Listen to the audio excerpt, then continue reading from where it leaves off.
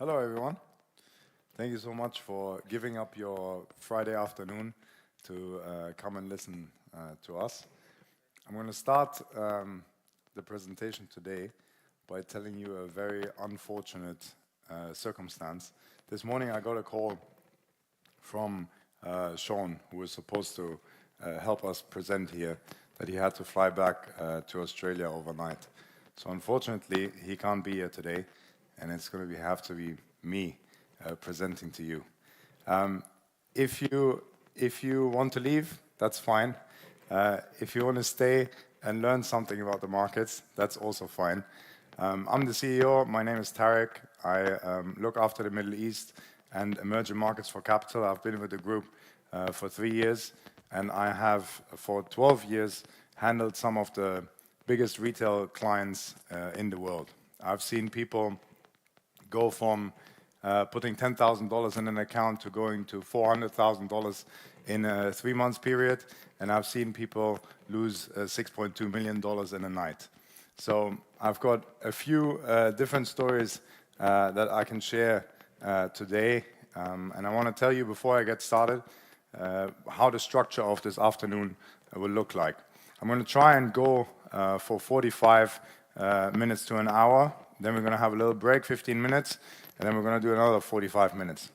If you don't need that time and everyone is bored and asleep, we will all go home. Okay? So I'm going to try and make it interesting for you. Before we get started, we've got Mustafa sitting over there with our lovely crew who makes sure that the lighting and the mics and everything is working, who is handling the charts and hopefully can show us a gold chart to start off, as we can see here. In this region, gold is one of the most traded products, and it is one of the products that has been going one way, all the way to 2,800 until about the beginning of November, where we can see that the red candles have gone down. Now, everything that I say today is not to be taken as advice.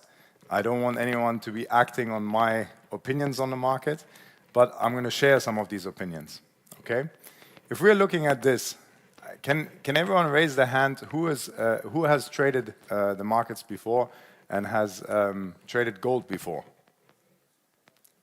Many people. As I said, everyone loves gold here.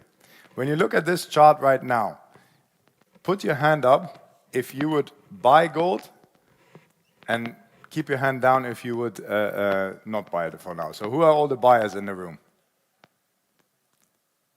We've got 8 buyers, 9 buyers. Who are the people that would sell gold right now? Put your hand up. Okay, we've got 15. So we've got a lot of people that are kind of undecided, which is exactly what the chart is kind of showing you. For a long time, the story was it is just going up. And then 2 weeks ago, something happened, and it has come down almost 10% from 2,800 to now 2,500.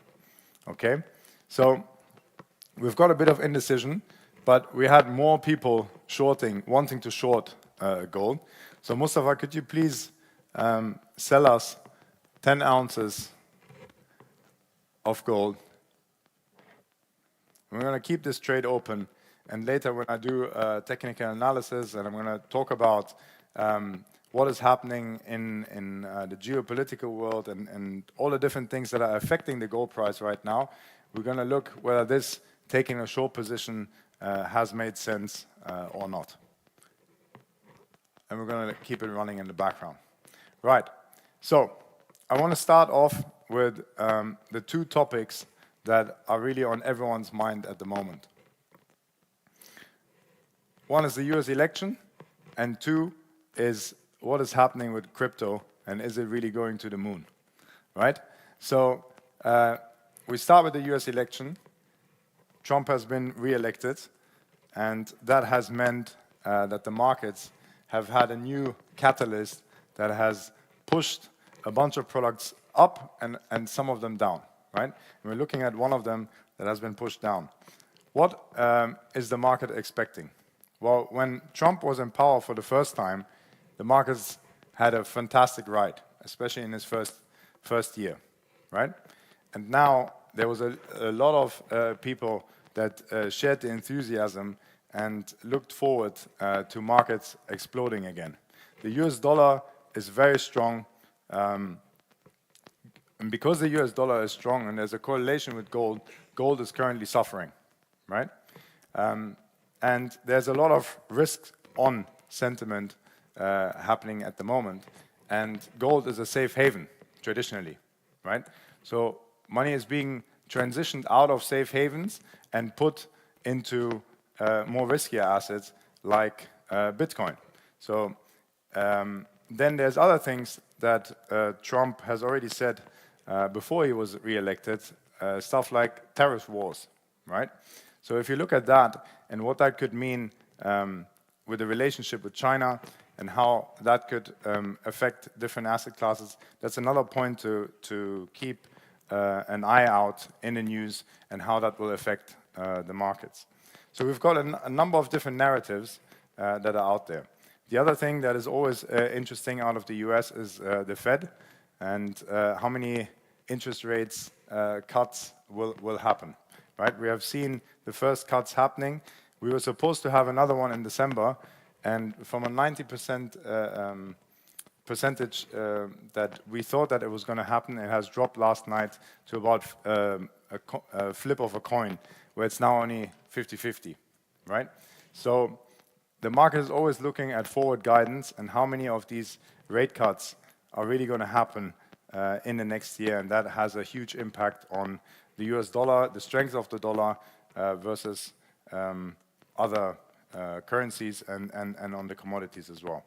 So I want to make this an engaging session, so I'm going to ask a bunch of different questions throughout the presentation so that you guys don't get bored and I actually deliver something of value to you. Okay? So I want to do something similar to what we have done to gold just now by going to the Bitcoin chart. And when you look at Bitcoin, it has been a very exciting few weeks. First, in the lead up of Trump being re-elected, everyone has said Bitcoin is going to go through the moon when, or to the moon when Trump is re-elected, right? How many people have had a position in crypto over the last 2 weeks? Were you trading Bitcoin or were you trading altcoins? Bitcoin. Everyone was trading Bitcoin. Who is overall, in those 2 weeks, up on their positions? Less hands, but still a few hands. That's very good. So, I mean, this is the perfect market scenario, right?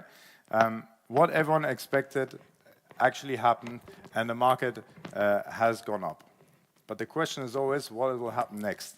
Right? Whereas in the past, there will be people sitting in this room here that thought that it was going to go up, but they didn't actually take a position. And they're sitting here right now and saying, I missed out, you know, I feel FOMO. Now a bunch of my friends are telling me that they have made money. What do I do? Now it's at 90,000. Is it going to 57,000, where we had some support before?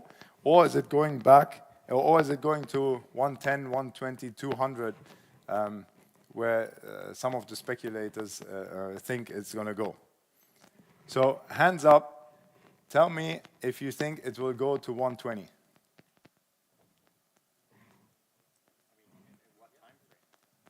Tell me if you think that it's going to go to 120 in 2025. See, a lot of people are bullish on this. How many people are going to take positions to actually... Oh, yeah, we've got someone there, keen. So we're now at 90. The question really is about timing, right? A lot of people think that crypto, or Bitcoin in particular, will continue rising, right? We've got Trump. He's very pro-crypto. Legislation should work in crypto's favor. And now is the question, you can see the last 4 or 5 candles over there, there's indecision in the market, right? There's these moves where, yep, those 4 candles, you can see there's about a $2,000 move up and down every single day. Every candle represents a day on the chart, right? The problem with crypto is, I mean, the problem and the good thing with crypto is that it's very volatile, right? So a $2,000 move in gold is $2,800 in total, right? Or 2,600 now. Here, a $2,000 move is happening on a daily basis, okay? So entry prices are very important, or position sizes, which is something I'm going to talk about later, so that people don't take on too much risk, yeah?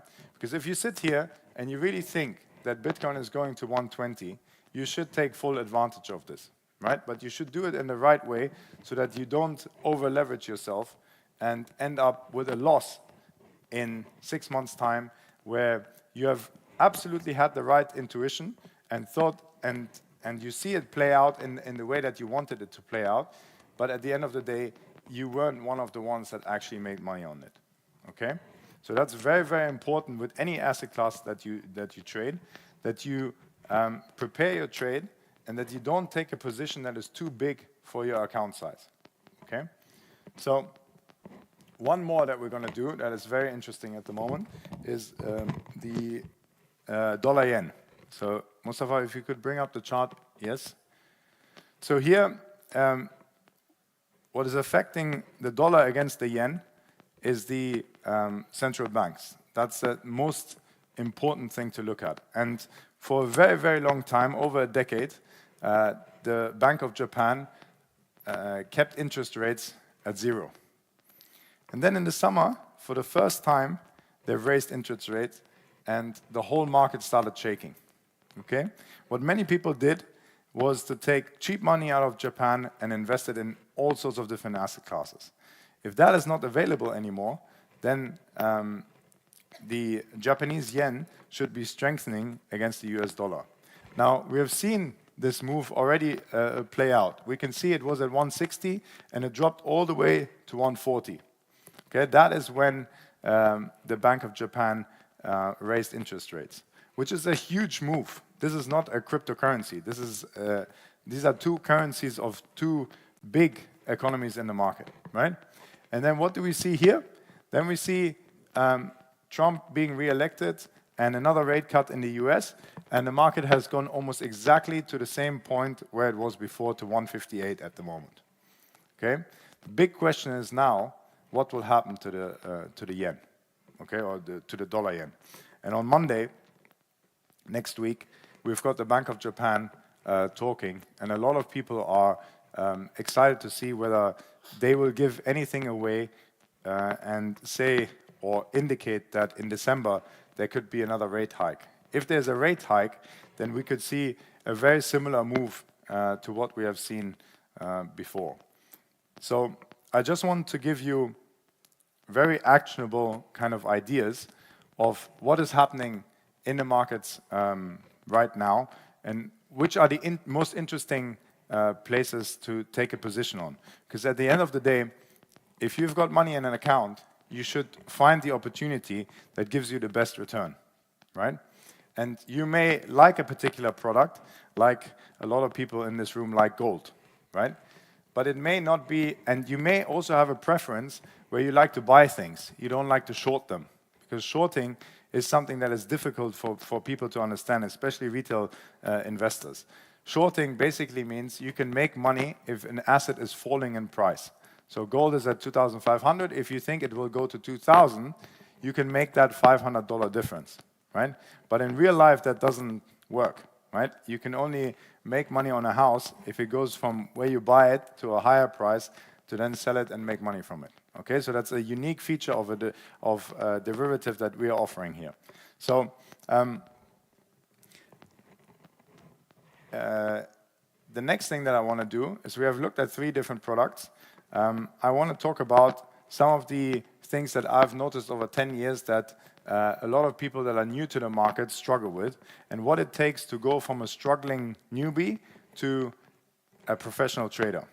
Because I know that many people start trading, they want to have a side income, they want to leave their jobs and make it a full-time profession. But to get to that point from having a dream or wanting to do something like this to actually being able to do this is a long window, and you need to learn some lessons. And instead of having painful lessons, it would be much better to educate yourself and not make some of these mistakes. I've made all of them. I've seen many people make them, so I want to share them with you. Okay? And I'm going to talk about 3 different things. I'm going to talk about risk management. I'm going to talk about strategy. And then I'm going to talk about position sizing, as I mentioned earlier. So the first question that usually people ask me is, how much should I put in an account? Have you wondered yourself how much of your money should you put into a trading account? What's the right answer? Sorry? 10%.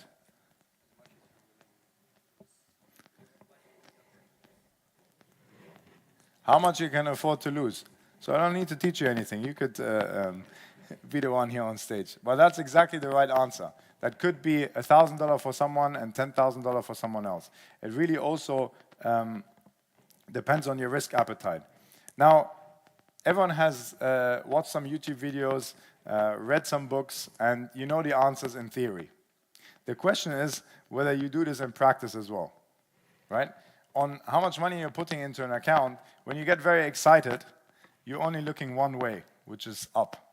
Bitcoin is going to 120. I'm going to put as much money into the account as I can so that I can make as much money as I can. And no one thinks about the downside, okay? The downside is something that really differentiates a retail trader to a professional trader.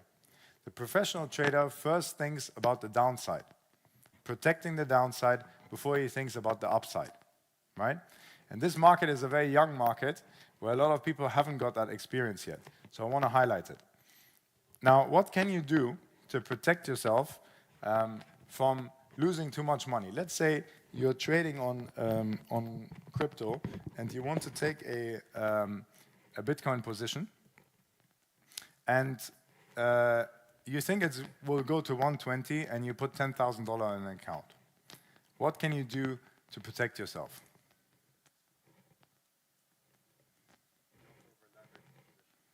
Yeah, you could reduce your leverage. You could buy one-to-one, but then many people want to make a lot of money, and some people will choose leverage to increase their exposure.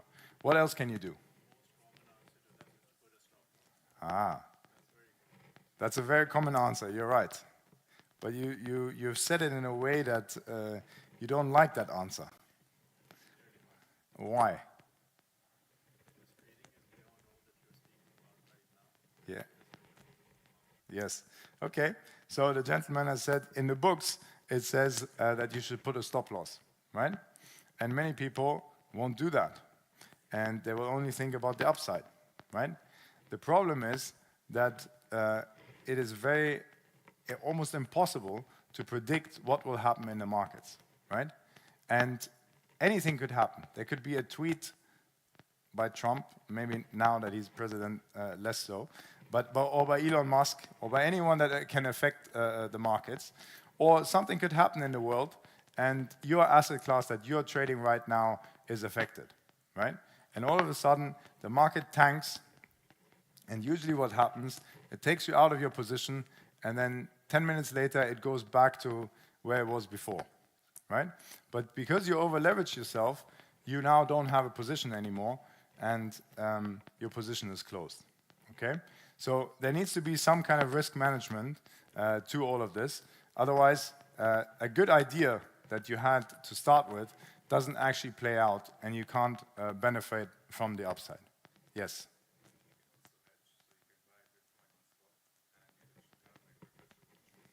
Yes.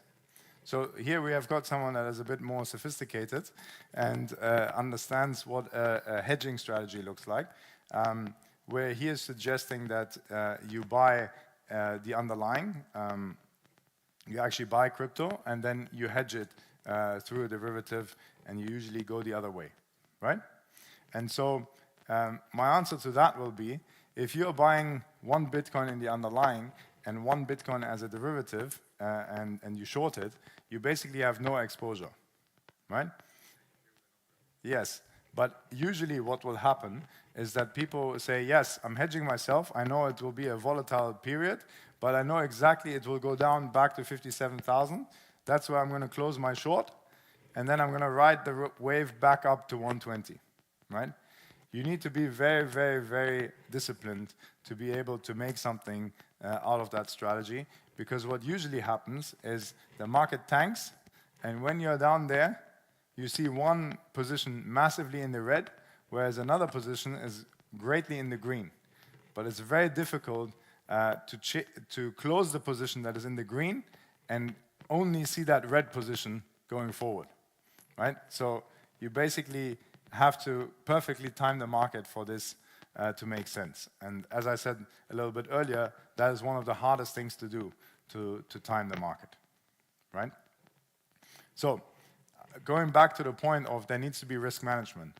No matter what anyone tells you, if you don't deploy risk management in your strategy, at some point there will come a time where you have been wiped out of the market, okay? And I've seen this, I've experienced this myself. When I started trading, I used to put $500 into an account and try and grow that account before I put more into the account. And 3 times I just lost all the money.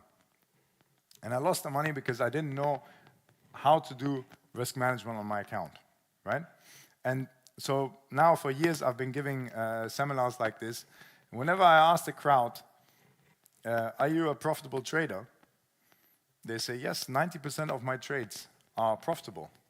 I say, great. And are you an overall profitable trader? And that's usually where the hands go down. And the question becomes, why? If you're profitable so many times, how can you overall not be profitable? And it's usually a story of, I fell asleep, someone tweeted something, I was distracted. There's all sorts of different stories of why something like that happened. And I can see some people that have had these painful lessons in their lives where they didn't put a stop loss and all of a sudden they wake up and their account has a lot less money in it. So you can tell me whatever you want and you can say that it's a boring answer. But at the end of the day, if you don't protect yourself to the downside, there's a high likelihood that it will catch you at some point and wipe you out. And you could very easily say here, sit here, and I've had this, and many of my clients had this, where they're saying, no, this will not happen to me. I'm watching the market. I'm trading this evening, I'm not doing anything else, I'm watching the phone or the screen, this will not happen. And then the excuses start again, right? So please, if you take anything away from today, it's the most boring thing, I agree with you, but please protect yourself to the downside so that you can enjoy the upside, okay? There's a saying in trading, cut your losses short and let your winners run. You're nodding again. Yes, he's giving textbook kind of answers, but that is very important, and I wish that people would listen to this. And one more thing that I know that retail traders get wrong all the time. So let's say you're very, very invested in this crypto trade, right? You've put a lot of your capital into an account to try and take the upside with you because it's already gone up. You have looked at it at 70,000, now it's at 88,000. You don't want to miss out on the next $20,000 move, so you're saying, now I'm going in, right? Now, what happens usually? Usually, you get married to your position and it becomes your baby, right? When that happens, you don't want to listen to anything anymore that is happening in the markets. You just think this is going to happen one way or another. And I've got a very dear friend in Australia that has been holding crypto since 2016. And every time it goes up, he keeps buying every single month, right? Every time it goes up, he holds, and then it went down all the way to 3,500, and he kept holding, and now he's laughing. But I know one of these guys, one person that has a very, very strong belief, and he will hold no matter what it is, right? Most people, they get cold feet, and they can't hold the position anymore, okay? So what I want to get across is retail traders usually focus on one position way too much than looking at positions as a series of trades, okay? So instead of looking at one position and you have to get this position to 120, 150, 200, whatever your target is, you should get away from, I want to become a millionaire in one trade, to I want to be a successful trader over a period of time. Okay? So stop being married to your position. It is not your baby. It is just one position. Now, the males in the room, we have another problem that makes us not close positions, which is ego. Our ego, usually, we don't want to be wrong, right? So we have to basically, if we close a trade, we have to admit to ourselves that we were wrong in this trade at that moment in time, right? And we don't do it. We move the stop loss lower, or we move the stop loss completely. And all of a sudden, the market tanks, the money is gone, okay? So be very vigilant to do your analysis ahead of time. And if you get stopped out, you get stopped out. That's not a problem. But you should look at, where am I after 10 trades, 50 trades, 100 trades, right? No one in this room here is just going to take one trade. If you think that you're going to go from 90,000 to 120,000 and then stop trading, that's not how it works. That's when you really want to start, right? So you're going to continue trading, and you're going to continue placing positions. But you got to give yourself a chance to test your strategies and whether they're working or not, right? So if you only take one trade and then change your positions every single time after one single trade, you're not giving yourself a chance to succeed, okay? So look at a series of trades, have risk management in place, let the upside run, and protect yourself to the downside. Okay, very textbook things, but I can't tell you enough over a decade of in the markets how many people that are actually very good traders just get caught out every now and again. They could have a 3 months run, and then one trade just destroys their account, right? So risk management is what I've just described. The other thing that people don't think about a lot in their building a strategy is risk to reward ratio. Risk to reward ratio, who knows what that is? 1, 2, 5, 10, everyone. Very good. So what risk to reward ratio do you use when you do your trading? Sorry? 1 to 3. That's again the textbook answer. How many of your trades that you're actually placing have a 1 to 3 risk to reward ratio? All of them? 70%. What do you do with the other 30%? Just put a stop loss and no profit target.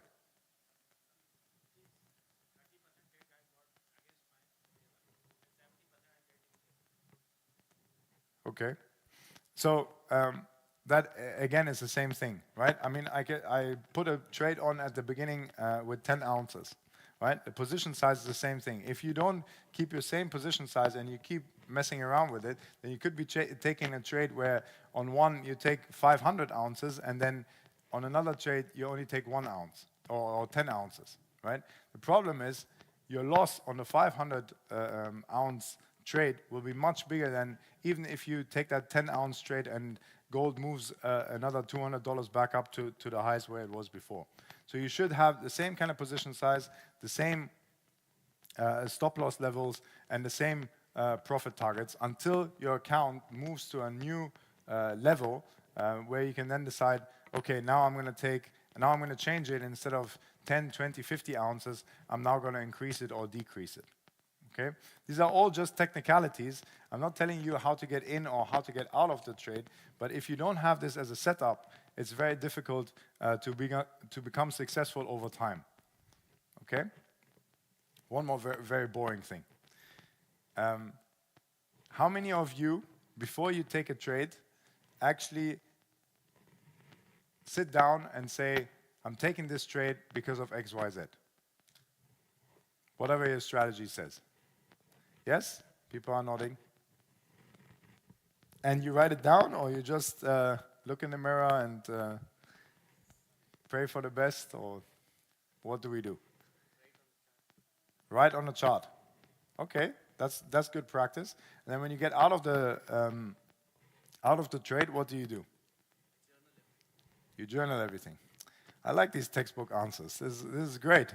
The problem is the application, you know. So most people, in my experience, take trades without this analysis up front, right? A friend tells you you should be buying Bitcoin because he has just made money, so he wants you to make money as well, so he tells you to go and buy it, and people do, right? Or the cab driver tells you that Bitcoin is going through the roof, or Bloomberg, or wherever you're getting your news from, someone told you to buy, and you buy, blindly. What happens in that moment is you outsource decision-making. You're not fully taking control of your trading, right? Because what happens is, if that position then goes on to be profitable, you tap yourself on the shoulder and you say, I did a good job. I know exactly what I'm talking about. Instead of the Bloomberg guy or your friend who told you that this would happen.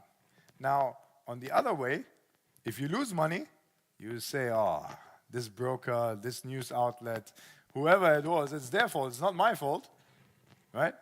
But at the end of the day, it's you who's trading on your account, right? And you should become fully accountable.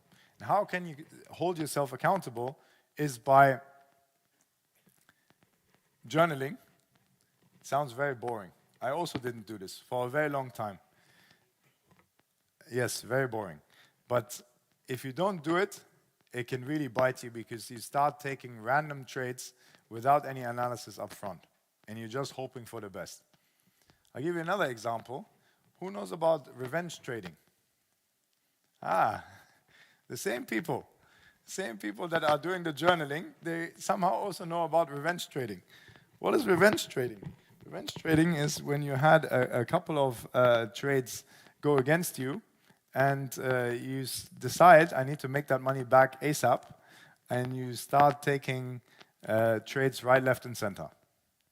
Right? They had nothing to do with your plan. You didn't journal those revenge trades, did you?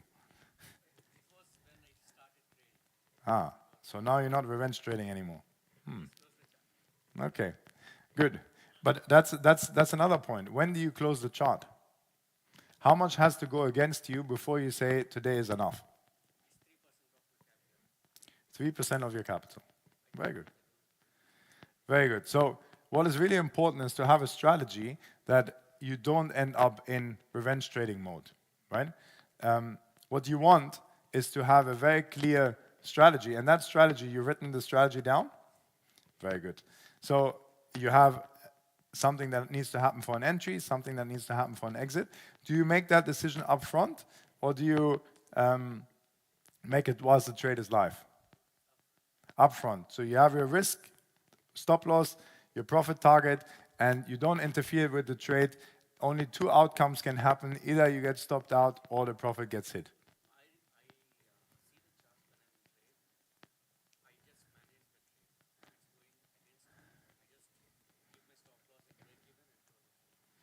Okay, so the gentleman in theory said that he has his stop loss and then he manages the trade, right? If someone tells you they're managing the trade, they're making ad hoc decisions based on what is happening in the markets, right? That, again, sets you up for failure. Why? Because I'll give you a common example. You've been at work all day, you come home in the evening, and you're trading, right? And all of a sudden, you're managing the trade, and something happens in the market, and you have been making decisions all day, you're fatigued, and you now have to make a decision whether you're closing a trade where you're $5,000 down or whether you're going to keep it open, right? You're saying you have got your stop loss, you're not going to do anything. I know that many people in this situation would move the stop loss to not get caught out and wait for the market to go back up, right? Now, on the profitable side, that's when fear kicks in. On the profitable side is where the greed kicks in, right? The market keeps going, and it goes to 120 in crypto, just like you said. Who's going to close the trade actually at 120? imagine this euphoria continues. What has happened in the last 2-3 weeks, and it goes actually to 120 before the end of the year. Who actually would sit there and say, yes, I've said it will go to 120 and I will now go out of the market? 99% of people will not be strong enough to get out of that trade, because they start thinking, it may go to 150 and I don't want to lose out, so I'm going to stay in the trade, right? So removing decision making when you're live in a trade is another very helpful tool that can help you avoid mistakes, because you don't want to be making decisions when you're under pressure and fatigued, that then affect your trading outcomes. So plan your trades ahead, have a strategy, have risk management, have risk to reward ratio. There's a lot of haves that you need to have, right? To get to the point from I'm just starting out, I don't really know what I'm doing, to I'm a professional trader and I can replace my income from a job with trading income, right? So discipline is very important, and getting there, it's like if you open a business, you wouldn't open a burger shop if you had no clue how to run a kitchen, how to find a location, all of that kind of stuff, right? You would invest a lot of time into it. With trading, it's the same thing. With trading, the only difference is that there's money on the line, right? And there's emotions. And so if you can't control them and don't have a plan, it is you're doomed to fail, okay? So that's very, very important, okay? I want to take a small break here. We're going to have some canapes and water and drinks, and then we're going to go back and actually trade live on some charts, and I'm going to show you what my views are on where the markets are heading, okay? Thank you so much.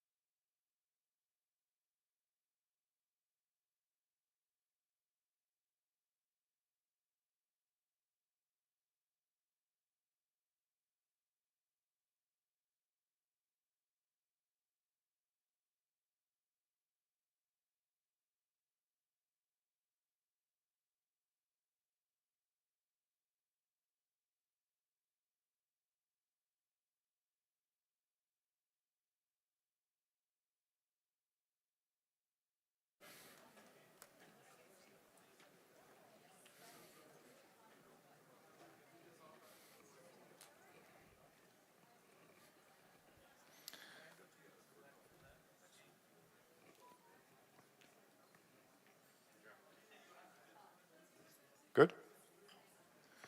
All right. So, welcome back. Let the last people find their seats. What is very encouraging is that you all stayed. You know, I said a lot of things that a lot of people apparently knew already, but it was interesting enough to find out what we're going to talk about now. So, I'm very happy about that. Thank you very much for staying. So, this is where the interactive part comes in, and I want to help look at some of these charts and help you make trading decisions, not for you, but how I would do them, okay? So I will pull up a bunch of different charts. You can scream out a product, and I'm more than happy to do some technical analysis on it. I've spoken a lot about fundamentals, what is happening in the world, the US, the Fed, and how that is affecting markets.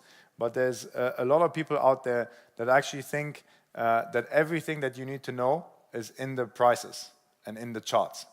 Okay, so all they do is analyze the charts. They don't really care about the news.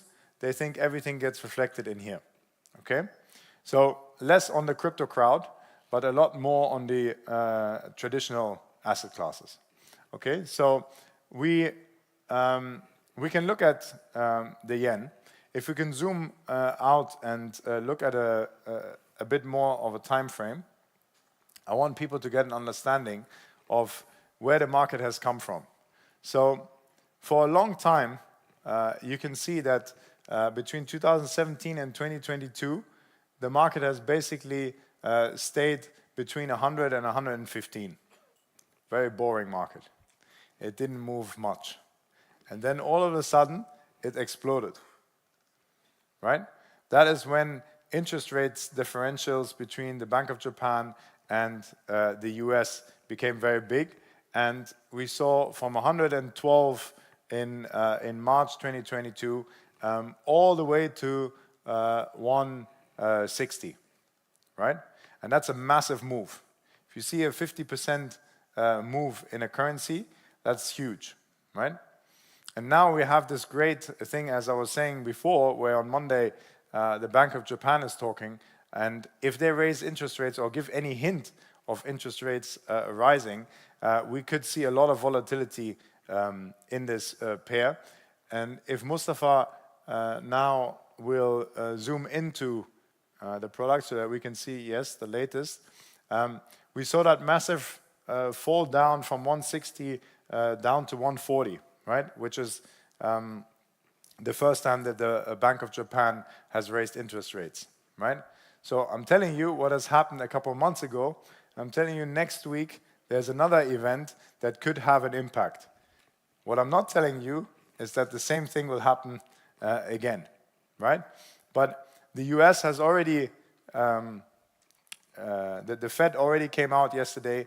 It is a lot less aggressive in terms of cutting rates because core inflation is staying strong. So the rhetoric has changed in the US. I think they're fairly happy with where they are now, less cuts potentially in 2025. So it's very interesting to see what will happen next week with the Bank of Japan. So this is a big move, you know. Potentially, if it drops back to kind of the 140 level, we've got a huge move ahead of us. A lot of people in this room, however, are more interested in day, week, shorter kind of time frames for their trading, right? So if you were to trade this, Mustafa, if you could zoom in even more and only show me since the right, yes, like this. So if you were to trade this and want to take a shorter position, let's say position yourself for Monday. Yeah, you take a position before the weekend, and you really believe that the Bank of Japan is going to announce that it's going to raise interest rates, which is basically the opposite way to what the US is doing. And you wanted to position yourself and you want to take a short trade because you think that they're going to rise interest rates and that will make the yen stronger. So the dollar will get weaker and this currency pair will fall. So Musa, we're going to put a short trade on. and we're going to make that smaller. If you put in, let's say, $500,000 position size, you can see under this there's something that's called margin required, which is the money that you need to have in your account to open that trade. You can see it is 1%. Because the leverage is 1 to 100. You can, on our platform, adjust the leverage. You can reduce it to 1 to 1, 1 to 5, 1 to 20, whatever you want to do. And then, we're taking a short trade. That's why I clicked on sell. And I'm going to have to do what I was preaching before. I'm going to have to put a stop loss on, and I'm going to have to put a profit target on, right? Now, the hard thing is, where do we put the stop loss, right? If we're taking this position before Monday, there's still the end of today, and then there's the early hours and next week, right? Where there could be some volatility. Sometimes people position themselves very close before the event happens, or there's some gap like we are doing in this case, right? So what we're going to do here now is we need enough room for the market to still move so that we're not caught off guard, stopped out, and then a potential move that actually then happens where we were right is not accredited in our account. So Mustafa, zoom back so that I can see a former high to find a point where I can put my stop loss. So if you see here, yeah, that's great. 162 in that move before the market has collapsed towards October, 162, 161.80 was a point. Now 161.75, that's almost 600 points. That's a lot of points, a lot of volatility that can happen, okay? So let's put in that level, 161.75, and see how much we would risk on this position. 161.75, and it would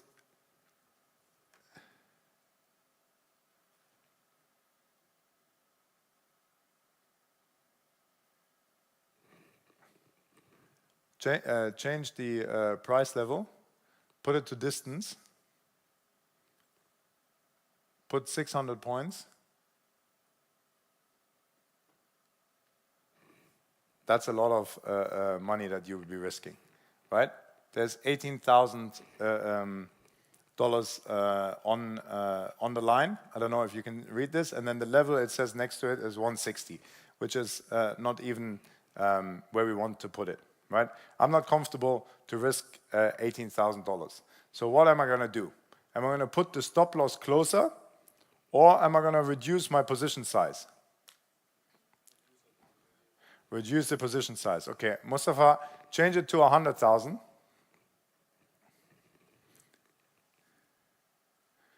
Okay, so now I'm risking $3,600.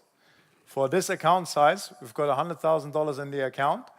That's much more manageable. Okay, so basically we're risking 3.5%.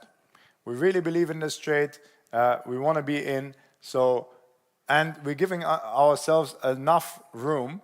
If we're right, it really shouldn't rise another 600 points before it will then drop, right? But if the Bank of Japan doesn't say it's going to raise interest rates in December or early next year, then the market may continue going because of the US, and the US may cut rates in December, right? So we put that in, and we have protected ourselves, and all that can happen now is that we lose that $3,500, right? Now, on the profit side, where would you put the profit target? Who wants to have a go? You want to keep the upside unlimited? That's one way to think about it. Taking a view. Yeah. You might want to capitalize on that view, right? Because you're taking a view. This is a view-based trade. You're not looking at the numbers right now. Yes. So why would I want to limit my upside? I am limiting my downside, but I'm basing it on the view. I let it be.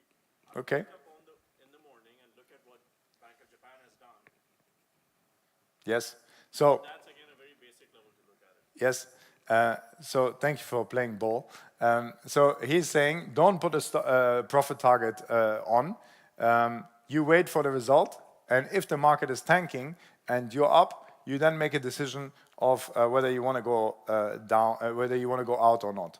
But at the same time, what could happen is the press conference happens, and at the beginning, people interpret what the governor is going to say in one way, and by the end of it, they actually decide, no, what he said wasn't indicating that the market is going to go down, right? So you could see the market tanking and then going back up, you waking up, that move has happened, and the market is back to where it was before, right? So you could have had, I'm just giving an example. You could have had upside, but because you didn't have a profit target, it didn't work out. At the same time, what could also happen is you put a profit target, we set a risk to reward ratio of 1 to 3, right? If we put a risk to reward ratio of 1 to 3, we would want to look for 1,800 points, right? So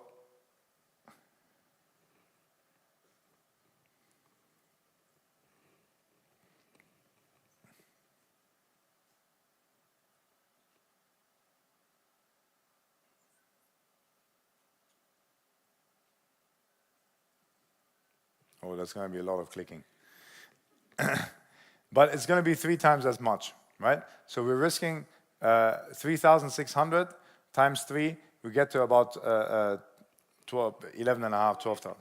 Sorry? 10,800. Yes, that's true. 10,800. So it could be that the market will drop all the way to 140, and our risk to reward ratio is not hit, right? Because we're letting a lot of leeway on the top. 600 points, right? From 155 all the way to 161. So if it drops, now we actually need the market to drop too much, and the low that has happened last time doesn't actually get reached. Our profit target is too aggressive, right? So what do we do in this instance? If we are saying in our strategy, we always want to look for a risk to reward ratio of 1 to 3, should we be taking this trade, yes or no? Either you can adjust the stop loss, or you're saying my risk to reward ratio can't be 1 to 3. So you have to make a decision here, where it gets complicated, right? So if you're saying 140 is my target, which is very aggressive, because that's exactly at the low of the point from before, right? There's many factors where it could happen that he indicates something, then someone in the US comes out and says, yes, we're also definitely going to cut rates in December, before the end of the year, and the market goes to 148, and then goes back and resumes its trend up. But your profit target is at 140, and the market never reaches there, right?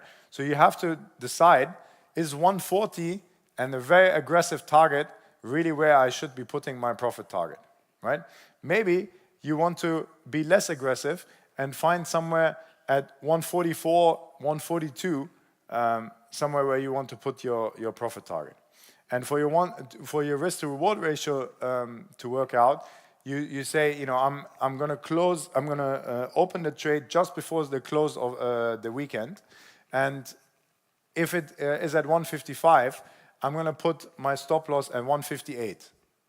So I don't actually think that the market is going to move 600 points, maybe move 100, 150 points. And that's why I move my stop loss much closer, 200 points, and then my profit target 600 points at 149, 148. I could already have a risk to reward ratio of 1 to 3. Okay, or I could go with a bigger risk to reward ratio of 1 to 5. Right? So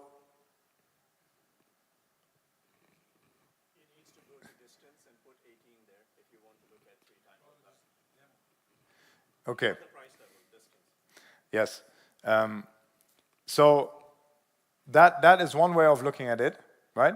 That is a very big trade, and one that could play out next week or over a longer time period. That brings me to another point. Now, let's say you put your stop loss, you put your profit target, and you click, and you're in the trade. Now, let's say next week, some kind of news come out, and it moves 200 points in your direction. What do? You get frustrated because for the rest of the week, it doesn't move. It basically stays around there at 151, 150, 151, 150, 151. What should you do? Should you get out of the trade, or should you stay in the trade? Yes? Yeah, potentially. So he said you could reduce your position. You could take some profits off the table, cut your position in half, take some profits, at least you're profitable. What else could you be doing?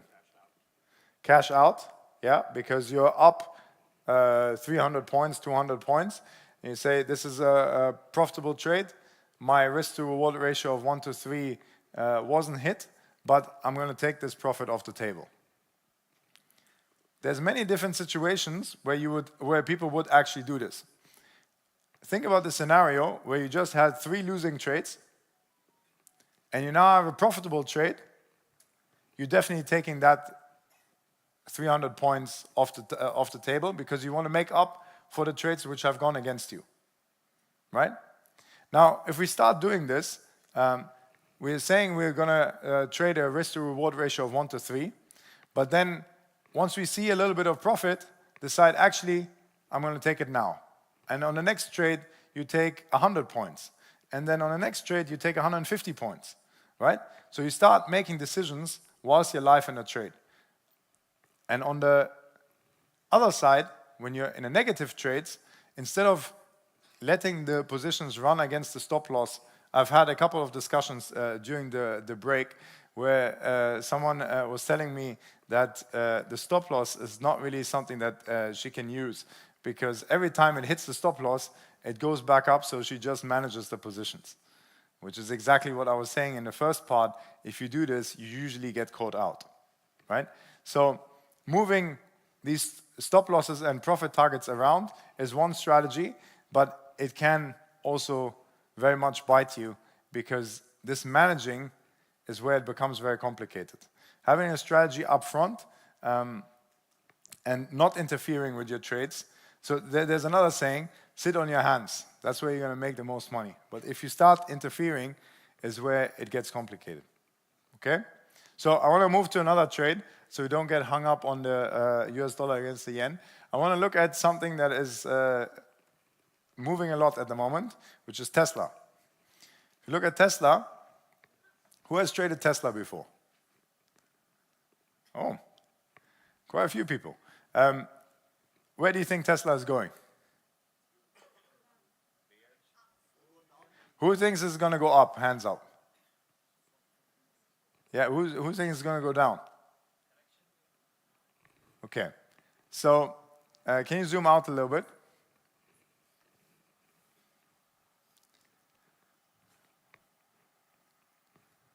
So, Tesla is a very volatile stock, right?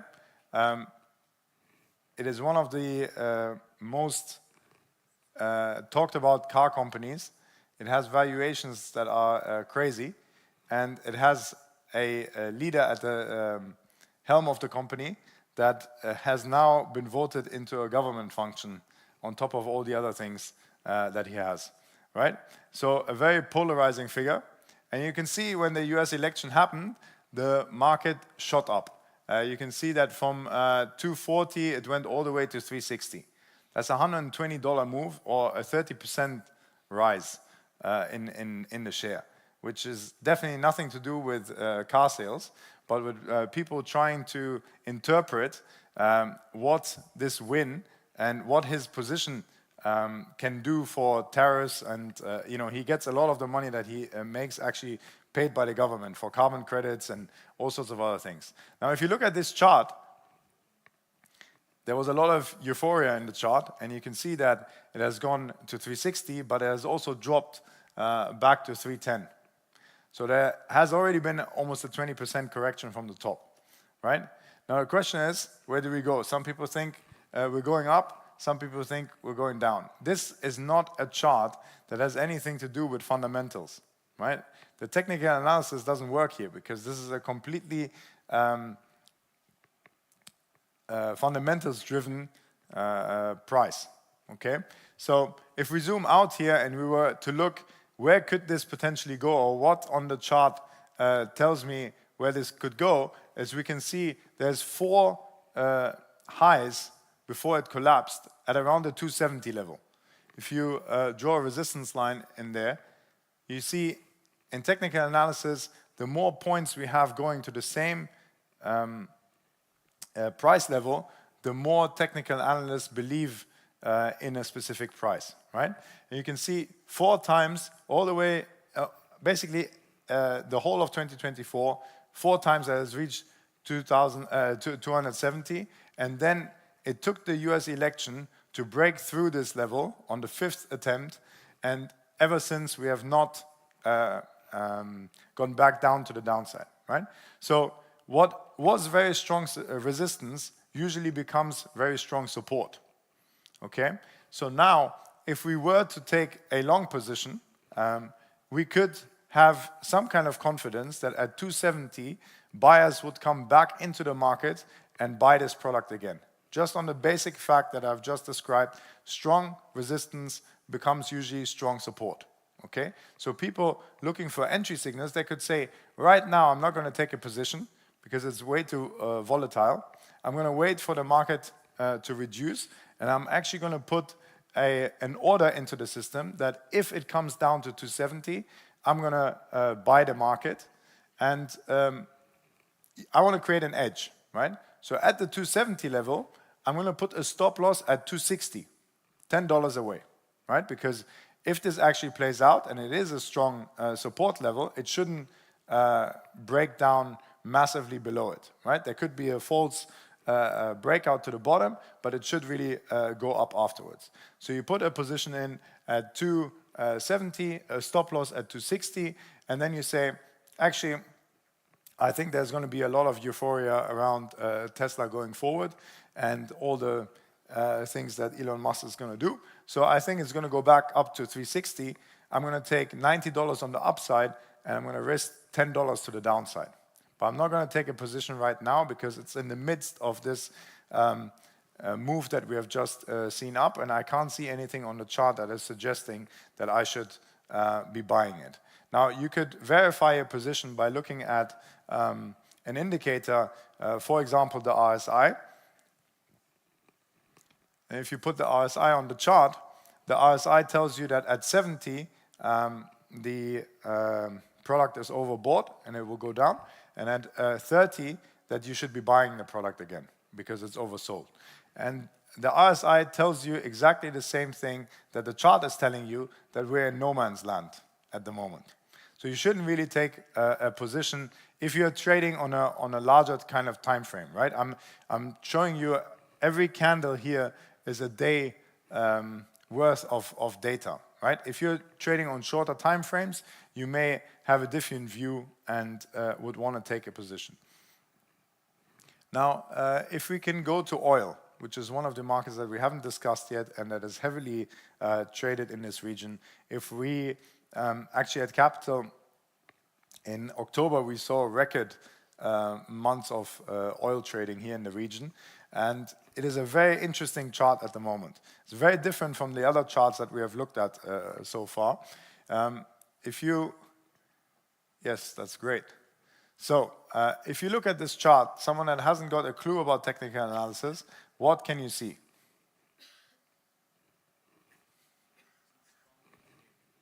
Sorry? Strong demand area. Okay, so let me try and find some spots on the chart that make sense. So if you can look at 20, yeah, zoom in a little bit more. So here I find that on the bottom we can find a support level where the market goes down to that level and it goes back up. Down to that level, it goes back up. Maybe Mustafa can show, no, if you do that a little bit higher, a little bit higher. If you go to like the 68 level, yeah, a little bit higher than that. Now move that line higher, please. Yes, there. and make it a bit longer on the side, on 2024 and from October to November. You can see that since April, the market has respected this 68 level. And we're right now at exactly that level again. So now, yes, you've zoomed in, perfect. So we can see that over 10 times we have gone to this level, right? Which makes it from a technical perspective very, very interesting, right? It's a clearly range-bound trading market. All the other markets, whether we have seen Bitcoin or Tesla or gold, they're all trending markets. They're either going up like this or they're going down like this, right? This is a range-bound trading market, and that's why we saw so much activity on oil. Because if you now, Mustafa, put a resistance line on the top end of the range, yeah, right there. So you can see 86, even here in October 2022, it goes down almost back almost 2 years, where you can see that that level at 86, 87 has been respected. But that's not really the exciting part. The exciting part is the last bit since the summer. So if you can now really zoom in, you can see here, yeah, a little bit higher than that. No, zoom, yes, like this.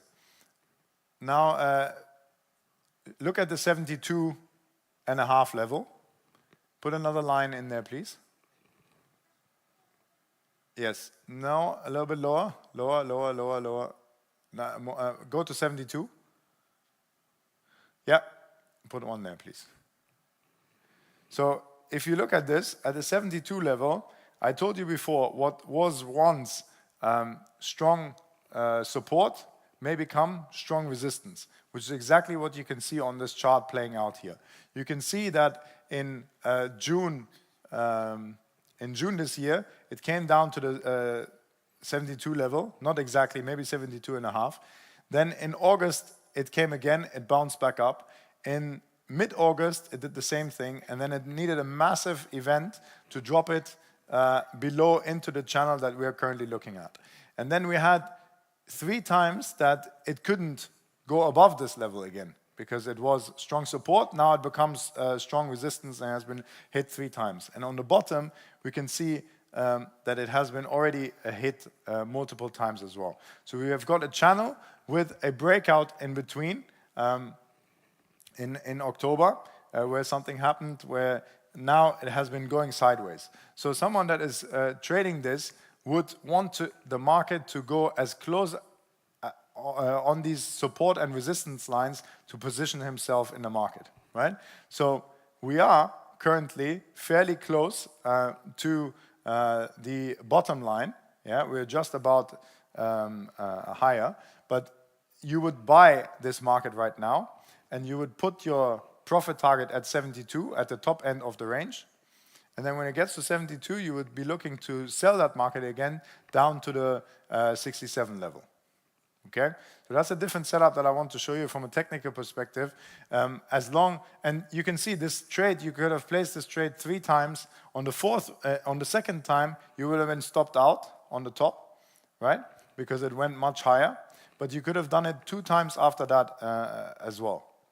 Okay, so if you're looking for technical kind of setups, this is a very easy way of looking at a chart. But what you learn over years is that the more complication that you put on the chart, the more you feel analysis paralysis.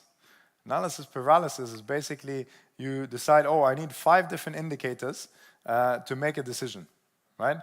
Well, 3 indicators are going to tell you to buy, 2 indicators are going to tell you to sell. And what do? You just sit there and you get frustrated. So what I've done is I've removed most of these indicators, and I just look at price action and make decisions that way, where I say, okay, I look at where the prices have gone before to try and put support and resistance lines to then make my decisions. And sometimes I look for confirmation by putting in an RSI. Another tool that I like to use is the ATR. If you put ATR on,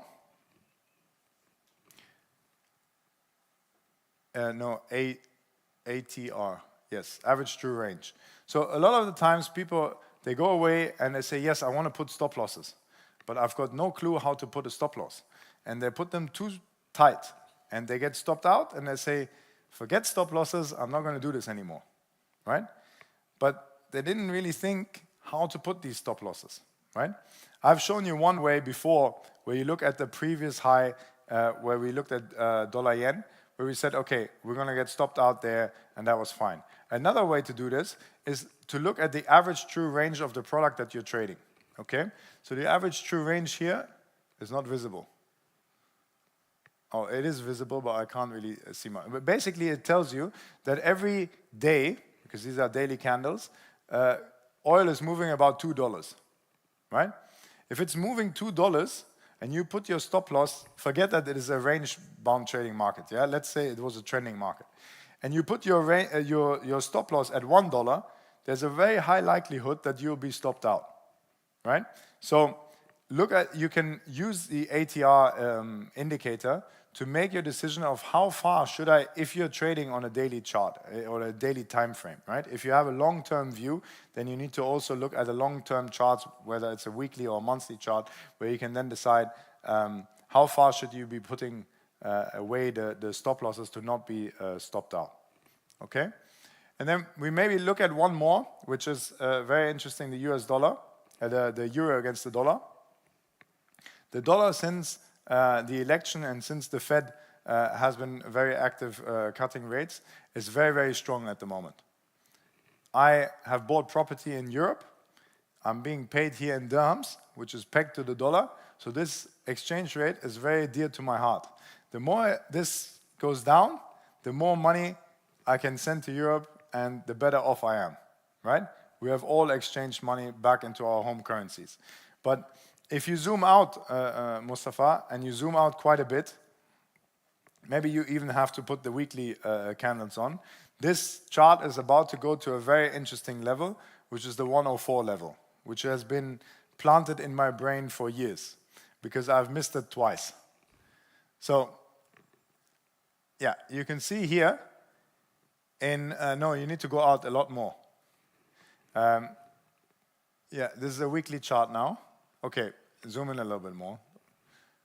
This is from 2020. Okay, so here we can see that 2023, it went to 105. 2023, in the end of the year, it went to 2025. And then it went to 105. Very similar level. If you put a support line in there, you will see that it's at a key level now again. So why did I tell you about buying a house and exchanging rates and all of that kind of stuff? If you're or sending school fees or whatever it is, why you're sending money back home, right? You want to get, you can use capital to lock in an exchange rate, right? So that if it goes back to 112 or even worse to 120, you're not exchanging money at 120, but you're exchanging at 105. Which is much more favorable in my situation, right?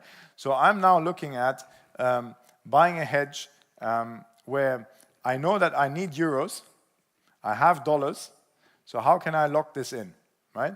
So Mustafa, if you actually open a position, I want to buy euros, yeah? So this is the euro against the US dollar. I want to sell dollars and I want to buy euros, right? So if the exchange rate goes up again, let's buy 100,000, yeah? Let's say I need to send 100,000 euros, or I need 100,000 euros over the next year in Germany, where I'm from. Then I would buy this, and every time that I need to exchange at the end of the month, let's say I exchange 10,000 every month, I would sell 10,000 in this position, and I would exchange at whatever rate we have here, right? I mean, whatever rate is in the market, but I would fix in that 105, because if it goes now to 110 again, I'm 500 points up, right? Which is profit that I'm realizing on this position, and in the real market, I have to sell it at the current condition, but I'm getting that $500 profit, right? Which was, Mustafa, if you could just get GBP USD up. Anyone that has exposure in the UK with real estate or goes on holidays or whatever, this is a very beautiful example. If you zoom out and you get to 2016, you see Brexit dropped the exchange rate from 150 to about 120 overnight, right? And 140, he can't zoom out as much, but 140 was a support level for 30 years. So it took Brexit to break that very, very strong support, right? Now, ever since, if you could zoom in more, the exchange rate has basically been fluctuating between the 120 level and the 140 level. And more recently, you can see it has recovered slightly. It went down to almost parity at 104 here.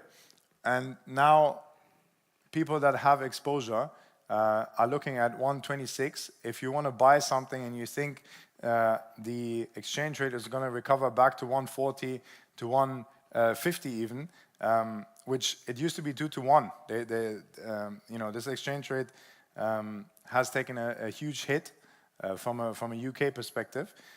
If you think that that is going to move, these are all opportunities, not just the example that I'm giving you where you're hedging an exposure abroad, but also to take advantage of the exchange rate fluctuations where you can take positions here as well.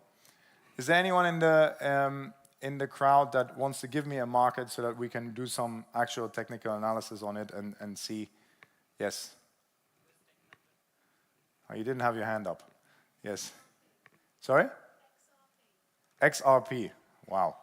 On a crypto. Can you get XRP up?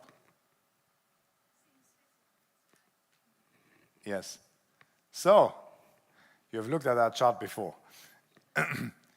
That chart tells you the market is going up, but it's very difficult to do any kind of... zoom out more. Let's find some kind of points of relevance here. There's very little. The only point that I can see there is in June. I mean, you can see that it has, since 2022, actually it hasn't gone above the level that where we are at right now, right? We are at about 90, and has had in March 2022, then in in July last year, and now again at the same level. So if you were in this position and you had bought, you should probably think about going out of this market from a pure technical perspective. If you're obviously a diehard and think it's going to go back to 3.6, you would stay in this market and wait for it to clear this next barrier. Otherwise, this would look like a good time to get out. At the same time, if you're not in this market, you would find confidence that every time it gets to this 90 level, this is actually a point where it then drops back to kind of like the 60 and 50 level like it was before. So there could be people here sitting and saying, actually, I want to short this market because I think that this resistance level is going to hold strong and the market is going to collapse after everyone got excited about US election and all of that kind of stuff. And then you would probably have to think about where Ripple is going, what the lawsuits are doing and all that kind of stuff to make a decision. But from a technical perspective, this is a good entry level to short. By protecting you, probably you would want to put a stop loss at 1, you know, to get or closer, maybe at 92, 93, and then target a big move down again. This isn't advice. Tell me again. US Tech 100. That's also a very exciting market at the moment. Obviously, very exposed to the US.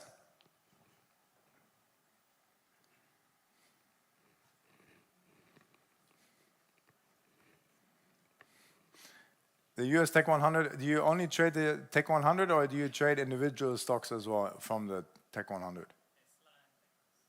Yes, okay. So, I mean, the story here, that you don't need to be me to understand what is happening here. It's been going and going and going and going, right? And in the last year, since 2023 here, it has gone from, give me a chance. It's been It's been going, it has, almost doubled. So now if we go to the top, this is again very interesting. We had a new high at 21,000, and it's now hovering at the high of the last high, right? If you can see in July, exactly, in July, and then later before November again, it has hit this level. It's the same spiel that I've been giving you before. Traders respect levels that the market has gone to before. This 2600 level, right where we are right now, seems to be supporting the market right now.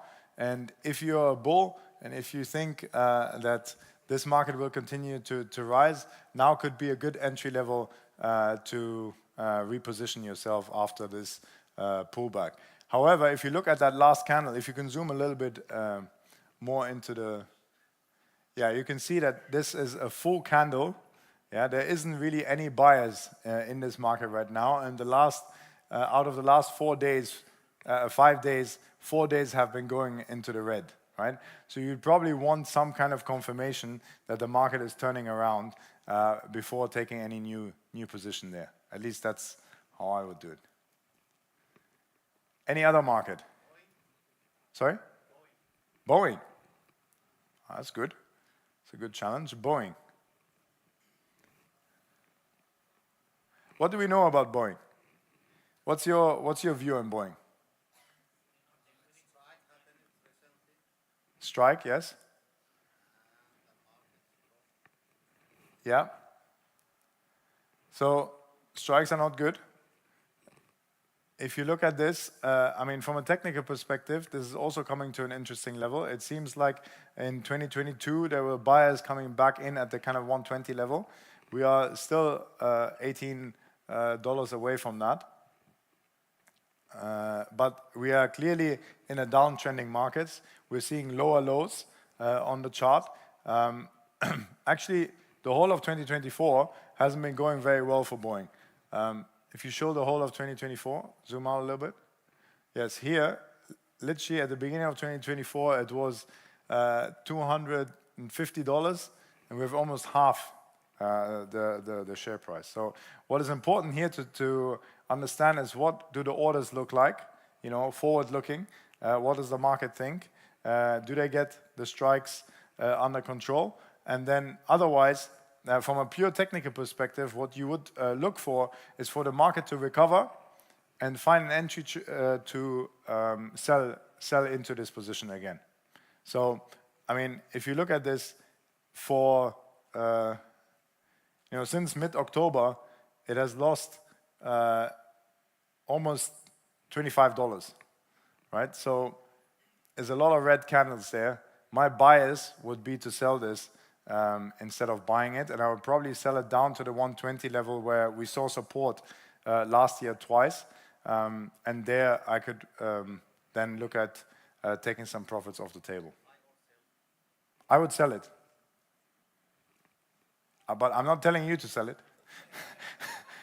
But from a technical perspective, I keep hearing my compliance team in my ear, like, yes, there, Sarah. No, so. Based on this, since mid-October, just lost $25.